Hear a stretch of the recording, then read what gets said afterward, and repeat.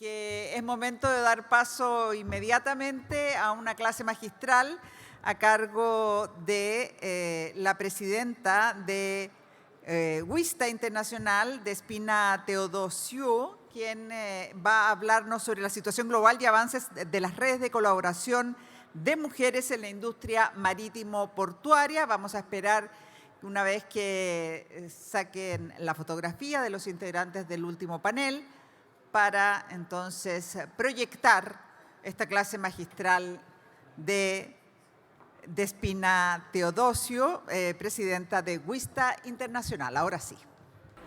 Hello everyone, and thank you for the invitation to participate in this event where we discuss perhaps one of the most important but often least discussed aspects of the transformation of our maritime and shipping industries, and that's about the people who have to fuel the change.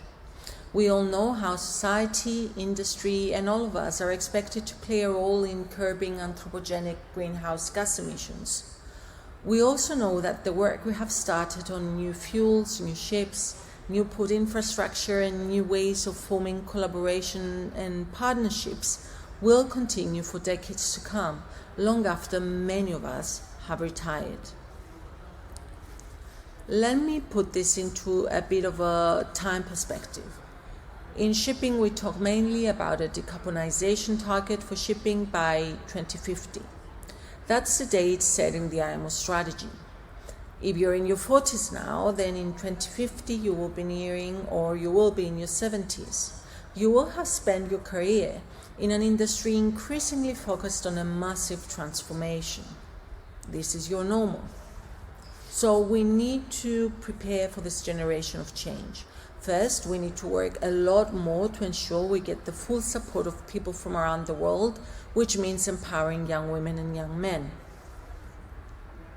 In the next few minutes, we'll be looking at what I see as the current situation and the efforts around the world to give young women the awareness of the maritime, port and shipping sector that they may not have, to give them the insight to build a career of active engagement in the industry, making the industry aware of the changes needed for the next generation.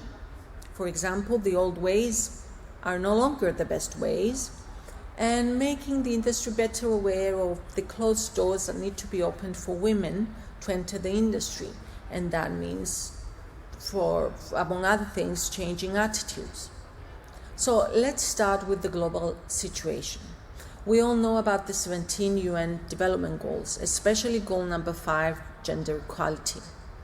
These goals, which were set in 2015, are targets to be reached by 2030, just 8 years away now.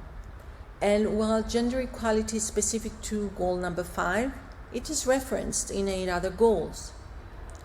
In a gender snapshot report a few months ago, the UN reported in straightforward terms that the world is not on track to achieve gender equality by 2030.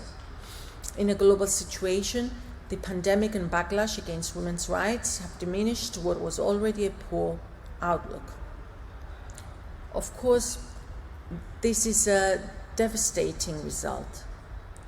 But I feel that while we need to recognize the setbacks and why they have happened, we should remember the gains we have seen and believe that these developments can be rectified. For shipping as an industry, I feel that although we have seen setbacks, things have not been as bad as the UN report indicates, and I think that is because shipping and maritime rely on a more long-term view. For example, or for once, we could say that the industry's conservative nature is in our favor.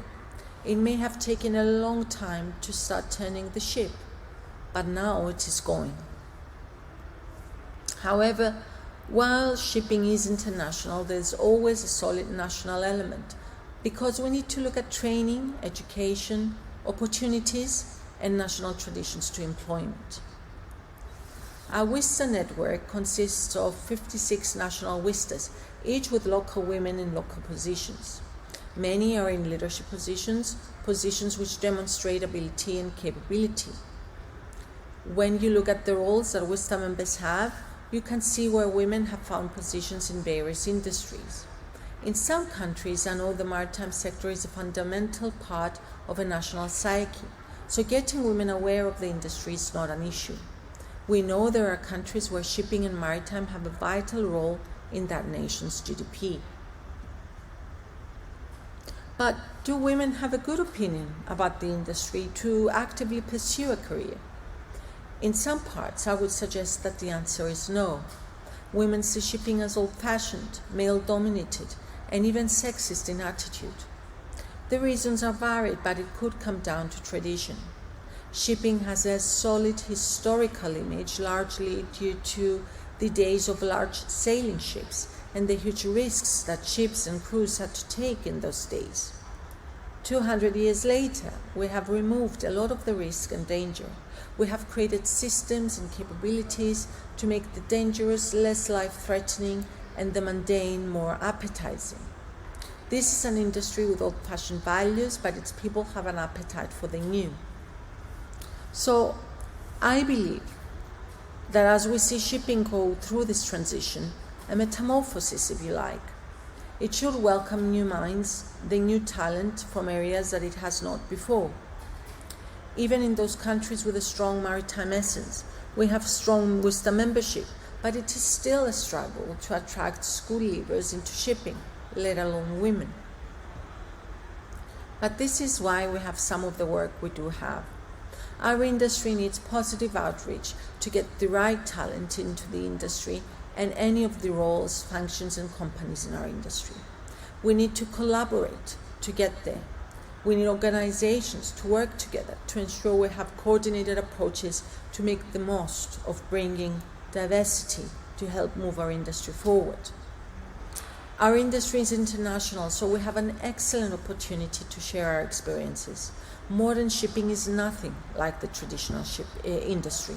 How the vessels are designed, built, operated, maintained, inspected, regulated, overseen, and then scrapped are bound by much different arrangements than 50 years ago, even 20 years ago.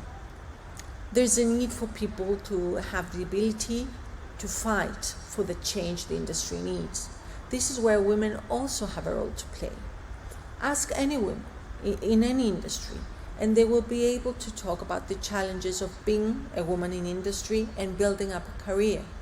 They often have had to work hard to make their mark, to get their positions, and to hold their own. Our industry, it needs this tenacity. Shipping is changing, but it needs to do so quickly, and it requires tenacious, bold experts who can make a difference, that want to break the status quo in all corners of our industry. Shipping needs coders, legislators and regulators, lawyers, seafarers, port operators, customs officials, engineers and financial experts who desire to do different things. And women are already changing the gender discussion, so they are familiar with making a change to the status quo. Some of the work we are doing in the industry will help with this. We work with the IMO to create courses that will build up competence. We have arrangements with associations, with training colleges, with ship managers, and so on, to ensure the gender perspective is in their strategy and can enhance the technology, environmental, legal, and finance discussions. We're here to break the barriers that stop women from being part of the transition, part of the industry. As an example, I will mention the Maritime CEO Leadership Accelerator Program. This program aims to equip women with the right skills to rise to leadership positions. As I mentioned, the industry needs more women leaders, and this will also help create more role models and pave the way for more women to enter and aspire to apply for board positions. It is part of the set of tools we're building to encourage women to come into the industry and to believe there's a place in the industry and to stay in it, building up their knowledge and capabilities to be an active, positive part of change. In conclusion, we have seen positive change, but must consider the observed setbacks in efforts to meet goal number 5. Shipping has a considerable demand to transform, and we cannot use the old ways, the old minds to do this. This is a job for collaborative minds from around the world. We have a global challenge and need a new mindset to achieve this. minds capable of fighting for change and growth. And we need women as much as we need men, but we need both to work together. Thank you so much for having me. It was an honor. Muchísimas gracias a Despina Theodosiou por esta clase magistral. Vamos a esperar solo unos minutos hasta que me den la señal para dar paso al último panel de esta tarde, y que se llama El camino de los expertos y comercio exterior hacia la implementación generalizada de políticas de equidad y género. Entonces, en breve vamos a dar paso a este último panel.